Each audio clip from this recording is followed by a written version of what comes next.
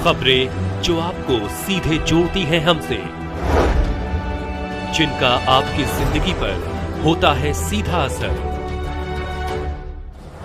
खबरों की वही तस्वीर, बिना बदले बिना डरे, जज्बा सच का लिए, सच दिखाते हैं। पूर्णिया के अर्जुन भवन कार्यालय में सांसद पप्पू यादव ने प्रेस वार्ता की। सांसद पप्पू यादव ने प्रेस वार्ता के दौरान सरकार पर जमकर प्रहार किया। सांसद पप्पू यादव ने बिहार के बाढ़ प्रभावित लोगों के मदद के लिए अपना हेल्पलाइन नंबर जारी किया है। डंडा। पूर्णिया कम्युनिटी सेंटर सूखा राशन बाढ़ प्रभावित लोगों का गलत डेटा। कोशी सीमांचल एवं मिथिलांचल में बाढ़ की कहर से तबाह जिंदगी, बांध टूटने को लेकर एवं बाढ़ का स्थायी समाधान को लेकर एक बड़ा सवाल खड़ा किया है। बिहार में बाढ़ की कहर को देखते हुए बाढ़ पीड़ितों की मदद के लिए सांसद पप्पू यादव ने अपना हेल्पलाइन नंबर भी जारी किया है। बिहार के चर्चित जनसेवक पूर्णिया सांसद राजेश रंजन उर्फ पप्पू यादव ने पूर्णिया के अर्जुन भवन में प्रेस वार्ता के दौरान क्या कुछ कहा है, भारत टीवी 24 के ब्यूरो चीफ अजय गुप्ता उनके बेबाक आवाज से आपको रूबरू कराता है।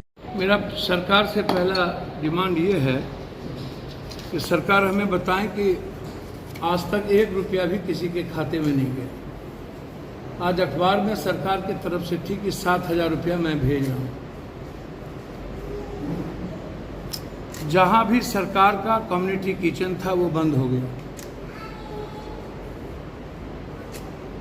सिर्फ पप्पू यादव का कम्युनिटी किचन चल रहा है। अभी तक हमने 7 लाख पैकेट राशन भेजा है सभी जगह। 7 लाख सूखा राशन। सरकार हमें बताए कि आप सूखा राशन अभी तक कहाँ पर। आप एक दिन हेलीकॉप्टर से आप सूखा राशन देने का प्रयास किए, वो भी 6 दिनों के बाद। 6 दिनों के बाद आपका एक हेलीकॉप्टर क्रैश कर गया और फिर आपने सूखा राशन खाना गिराना बंद कर दिया। 32 लाख व्यक्ति प्रभावित है। आप कह रहे हैं 17 लाख। सर्वे किसने किया? गांव के भीतर कौन गए?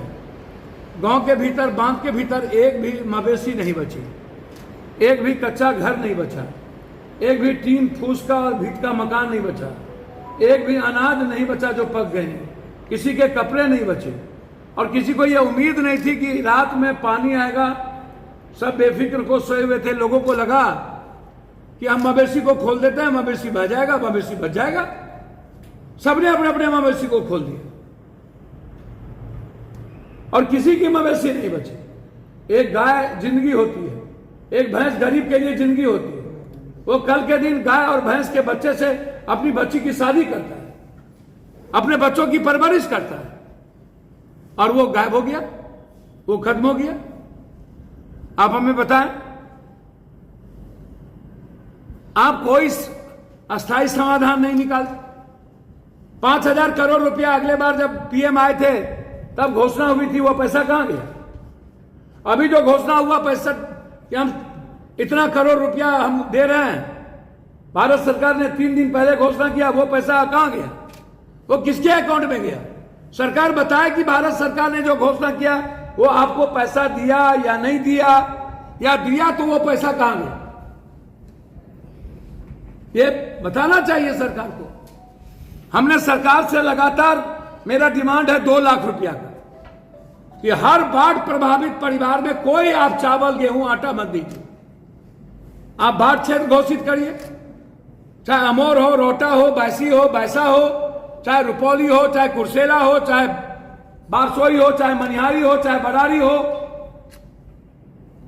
आप बाढ़ क्षेत्र घोषित करिए। नौगछिया हो, आप कोसी सीमांचल मिथिलांचल से लेकर के छपरा का इलाका, मुजफ्फरपुर, सीतामढ़ी, मोतिहारी, दरभंगा, 7 बांध टूटी है, एक नहीं। और हम 4 बांध पे जा चुके हैं। परसों कुशेश्वर में रात में गिरते गिरते बचे। एक भी जगह जनरेटर नहीं है, कहीं औरतों के लिए बाथरूम की व्यवस्था नहीं की गई, कहीं चापाकल नहीं है। लगभग जगह जनरेटर पप्पू यादव को देना पड़ा। लगभग जगह चापाकल हमने खरीद के दी। 46 नाव दिए हैं अभी तक हमने अपने ऑन निजी फंड से। 46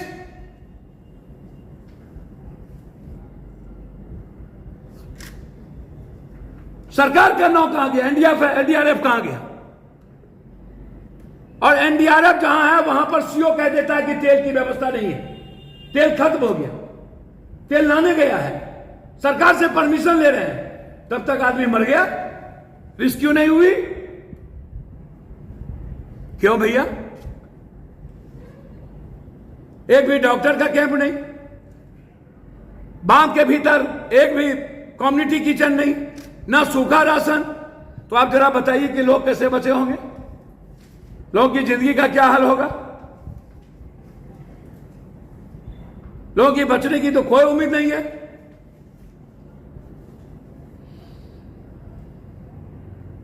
हालात अच्छे नहीं हैं।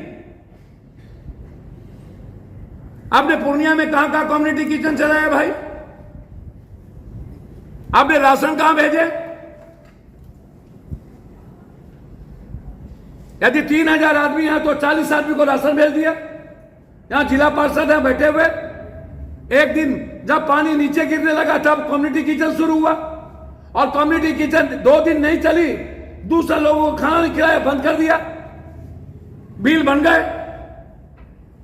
कटिहार की वही स्थिति, पूर्णिया की वही स्थिति, अररिया की वही स्थिति, मधेपुरा, सुपौल, सहरसा की वही स्थिति, किशनगंज की वही स्थिति। अभी जो डगरवा और बायसी का इलाका पूरा का पूरा जलमग्न है।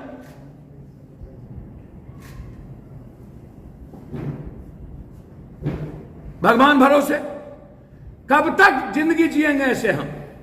कब तक अवसर ढूंढेंगे ये नेता?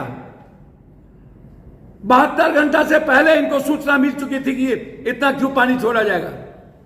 फिर हमारे कोसी, सीमांचल, मिथिलांचल की जनता को इन्होंने बचाने का प्रयास क्यों नहीं किया? इन्होंने बांध के भीतर से सबको निकाल दिया। क्यों डूबने पर छोड़ दिया गया? क्यों मरने पर छोड़ दिया गया? सभी नेता मस्त, कोई कहीं, कोई कहीं, कोई कहीं, कोई कहीं। बिहार की जनता के प्रति इनकी जिम्मेदारी नहीं है। आज एक भी हेलीकॉप्टर नहीं है। आज इनके पास इतने पैसे नहीं है। चुनाव में ये 4 करोड़, 10 करोड़, 20 करोड़ रुपया लगाते हैं एमएलए, एमपी, मंत्री, संतरी में, लेकिन जनता को रोटी देने की बारी आती तो इनके जेब में पैसे नहीं होते। अपनी सियासत के लिए, इनके सत्ता के लिए पैसे होते हैं इन लोगों के पास। कब तक जात पात के आधार पर आप वोट लीजिएगा? कुशाह त्रासदगी को यदि हम ना भूले होते, जनता 2 क्विंटल 4 क्विंटल अनाज पर यदि जनता ना भूली होती, आज तक रिहेबिलिटेशन नहीं हुआ, आज तक फसल क्षतिपूर्ति नहीं मिली, आज तक जानवर क्षतिपूर्ति नहीं मिली, आज तक घर क्षतिपूर्ति नहीं मिली, आज तक रिहेबिलिटेशन नहीं हुआ। 10 का 10 गाद है और हम फिर वोट ले लिए।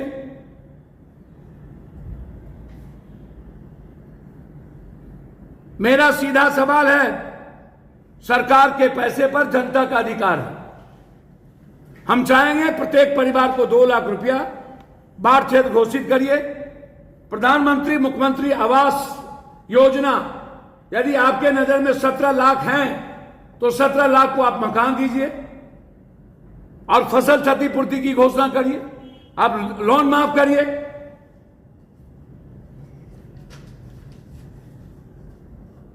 ये सरकार तो चेतती नहीं। मस्त है सभी लोग, सारे नेता मस्त है।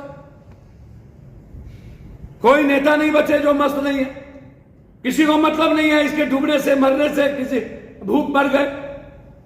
हम कुशेश्वर जा रहे थे, दरभंगा के एक मोड़ पर नगर आयुक्त, एसडीएम, डीटीओ, हमने कहा ये हम किचन के खाना खाते,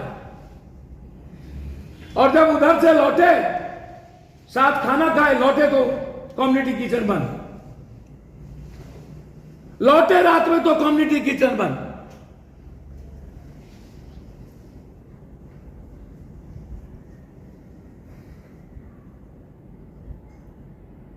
ये सालों भर आप एंटी इरोजन का काम करते हैं। मेरा डिमांड है कि अविलंब पूरे कोसी सीमांचल मिथिलांचल के बांध को ऊंचा करिए, कंक्रीट बनाइए, अस्पर को लंबाई करिए। आज स्थिति यह है कि बांध और नदी इक्वल हो गया और सीवेज नीचे हो गया, तो कौन बचाएगा महाप्रलय से? सरकार, भारत सरकार से बात करे, एक नया फरक्का और एक नया भीमनगर बैरेज का निर्माण करे, नहीं तो महाप्रलय से कोई नहीं बचा सकता। रात में हम सोए रह जाएंगे, पूरी कोसी सीमांचल की जनता खत्म हो जाएगी, मिथिलांचल की तहसीला मिट जाएगा। सबसे ज्यादा दबाव है भीमनगर बैरेज और फरक्का पे। गंगा पहले से भरी रहती है और फिर नेपाल छोड़ देता है तो हमको पानी जाने का कोई रास्ता नहीं है।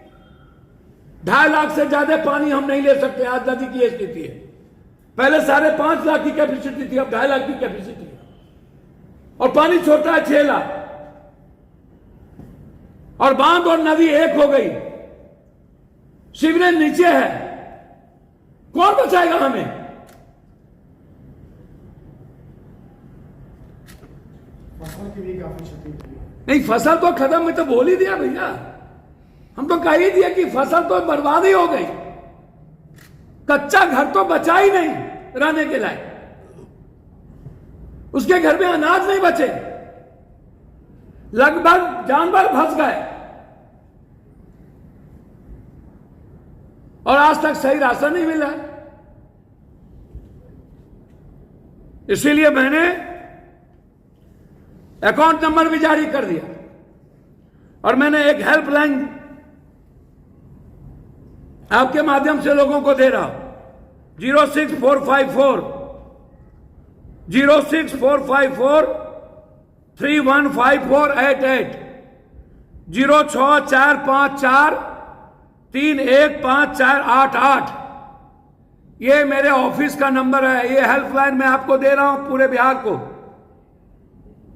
मेरे अजय जी पीए का नंबर है 7903004031